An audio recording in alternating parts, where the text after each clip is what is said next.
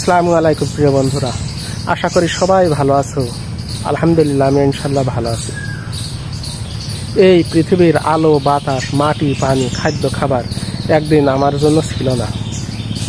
আজ এই পৃথিবীর আলো, বাতাস, মাটি, পানি, খাদ্য, খাবার সব কিছু কিন্তু আমার জন্য। অনুরূপ একদিন এই পৃথিবীর এই আলো, বাতাস, মাটি, খাদ্য, খাবার, নাজ, নিয়ামত সব কিছুই থাকবে, কিন্তু আমি থাকবো না। আবার আমি অন্তর অলক্ষ্যে চলে যাব। কোথা থেকে এসেছি, আজ বাস্তব রূপে এই পৃথিবীতে আছি, আবারও থাকবো না। কিন্তু আমাদের এই জীবনের পরে আমাদের কোনো হাত নেই।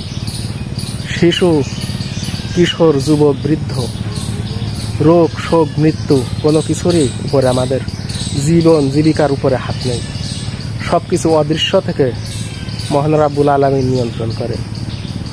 কিন্তু আমাদের জীবনের উপর দিয়ে তিনি যেভাবে ইচ্ছা সেভাবে পরীক্ষা করেন এবং আমাদের দেখেন যে আমরা তার উপরে কতটুকু ভক্তি, শ্রদ্ধা এবং বিশ্বাস রাখি।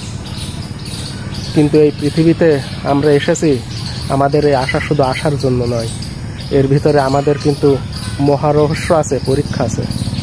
এর পরের জীবনে আমরা যখন এই পৃথিবীতে থাকবো না, তখন কিন্তু আমাদের পাপ পুণ্যের হিসাব দিতে হবে এবং জান্নাত অথবা জাহান্নাম পাওনা হবে। যারা জান্নাতি হবে তাদের সার্থক জীবন, তারা ধন্য। আর যারা জাহান্নামী হবে তারা অভিশপ্ত, সেখানে কষ্ট আর কষ্ট। তাই আমরা মহান রাব্বুল আলামিনের কাছে দোয়া করব, হে আল্লাহ, তুমি আমাদের পবিত্র, শান্ত, সুন্দর জীবন জীবিকা দান করো এবং পাপ কালিমা থেকে আমাদের হেফাজত করো।